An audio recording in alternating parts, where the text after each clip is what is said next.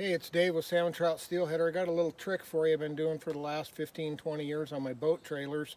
And the reason we're starting at this end is to show you how long it is from here to the end of the truck. And then you got your boat trailer another 15-20 feet.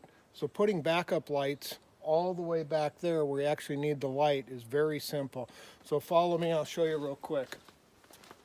All you have to do is tap your reverse light down there on your plug-in. So just right in here, you've already got it tapped for your brakes to kick out.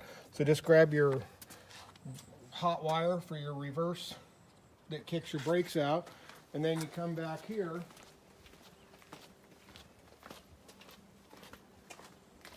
and what we've done is we've simply just purchased a pair of marine waterproof type lights, and these happen to be Rigid brand, and I've had real good luck with those. And it's very simple. You just take your light, and get your wires prepared. All you're going to need is like a soldering iron, a couple of little things, solder, wrenches, and then your end result is just tuck it up underneath here where it's not going to get banged, and now you've got lights all the way back here so you can back up safely in the dark. If you enjoyed our videos, we hope you share them and like our page. Thank you much.